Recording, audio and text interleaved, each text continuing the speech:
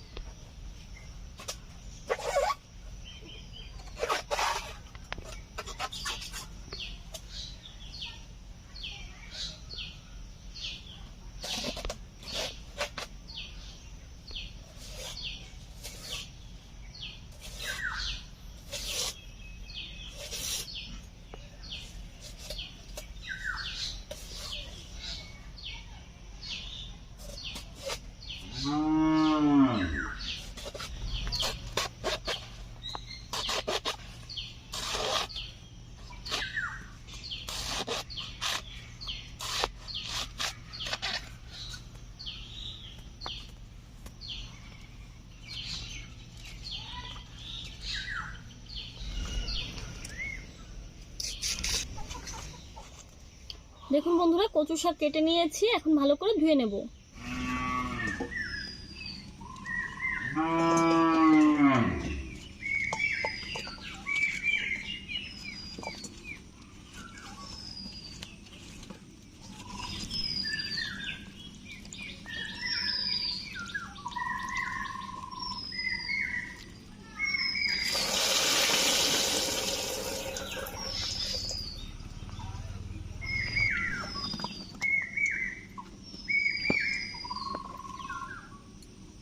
কচু শাকগুলো ভালো করে ধুয়ে নিয়েছি, এখন সেদ্ধ করে নেব। ভালো করে ধুয়ে নিয়ে বসে গেছি উনুন পাড়ে, এখন সেদ্ধ করে নেব। কিন্তু বন্ধুরা, কড়াইটা হয়ে গেছে ছোট, এতটা ধরবে কিনা বুঝতে পারছি না।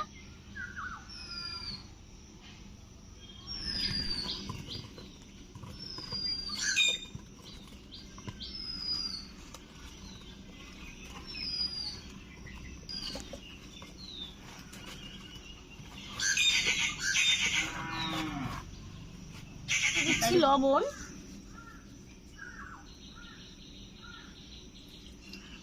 জল দিয়ে দিলাম।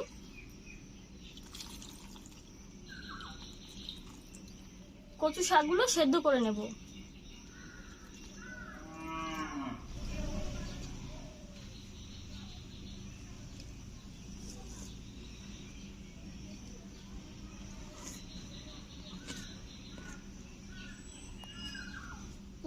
প্রায় হয়ে গেছে, ঢাকনাটা পুরোপুরি আটলো না। এখন উনুনটা ধরিয়ে নিচ্ছি।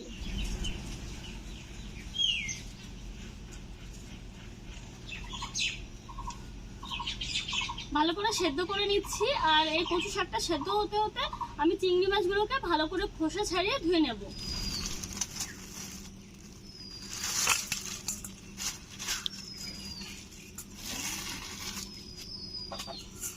দেখুন বড় বড় সাইজের চিংড়ি মাছ নিয়ে এসেছি, মাছগুলো বেছে নিচ্ছি।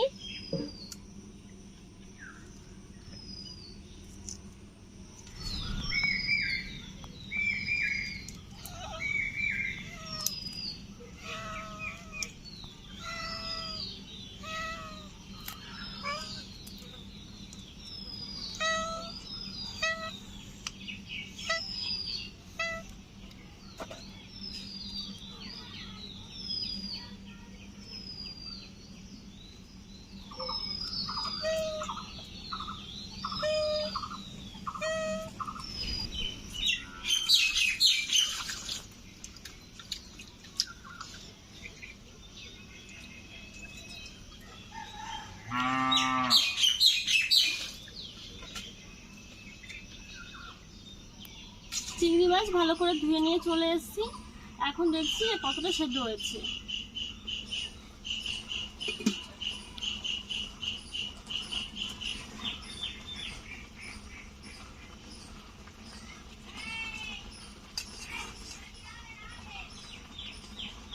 খুব সুন্দরভাবে সেদ্ধ হয়ে গেছে।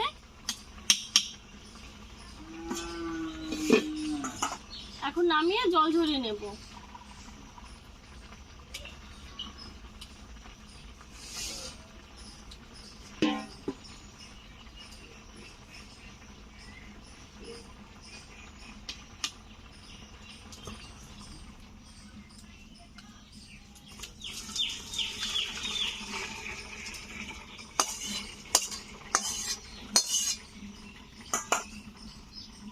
কড়াইটা ধুয়ে নিচ্ছি। কড়াই ভালো করে ধুয়ে বসিয়ে নিয়েছি।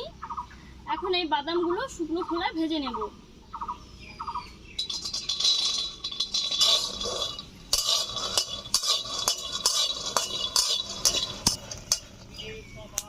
বাদামগুলো চটমট করে ফুটতে শুরু করে দিয়েছে।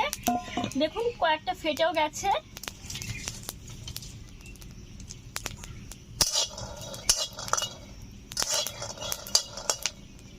নামিয়ে নিচ্ছি।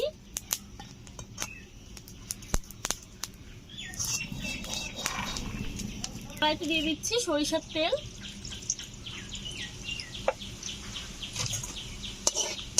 তেল গরম হয়ে গেছে, চিংড়ি মাছগুলোকে ভেজে নিচ্ছি।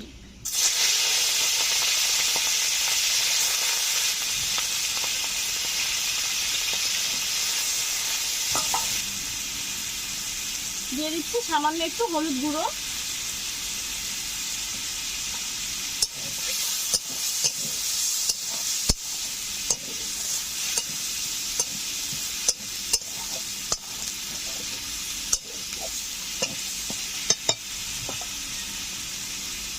একটু লবণ দিয়ে দিচ্ছি।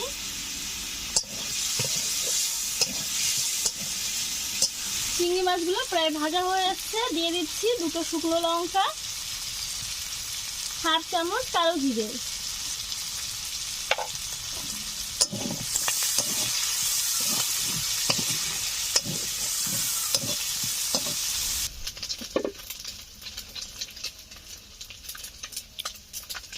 এখন সেদ্ধ করে রাখা কচু শাক দিয়ে দিচ্ছি।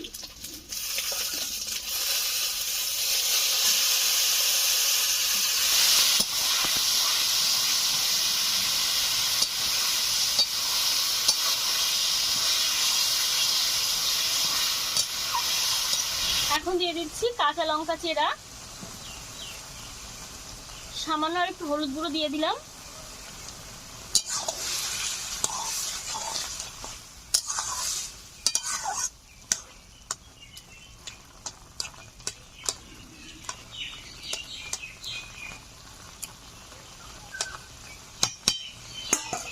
মিডিয়াম আছে আস্তে আস্তে কচু শাকটা রান্না করে নেব।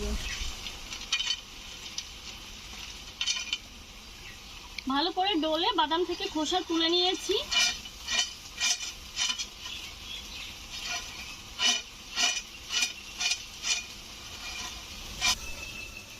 বাদামগুলো থেকে ঝেড়ে খোসা ফেলে দিয়েছি। আর কচুর শাকটা অনেকটাই জলটা কমে এসেছে কচুর শাক থেকে, তো আমি আস্তে আস্তে জাল করে কচুর শাক থেকে সব জল শুকিয়ে নেব। দেখুন কচুর শাক থেকে জল একদমই শুকিয়ে গেছে। এখন দিয়ে দিচ্ছি ভেজে রাখা বাদামগুলো।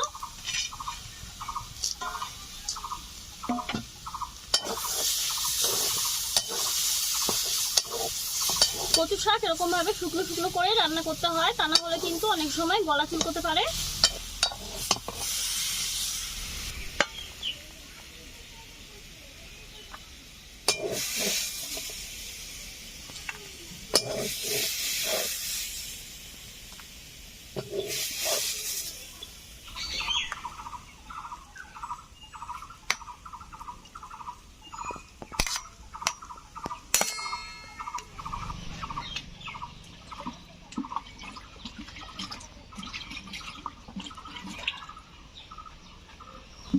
চিংড়ি মাছ বাদাম দিয়ে কচু শাকের এই রেসিপিটা আমার দর্শক বন্ধুদের কাছে কেমন লাগলো অবশ্যই কিন্তু কমেন্টের মাধ্যমে জানাবেন।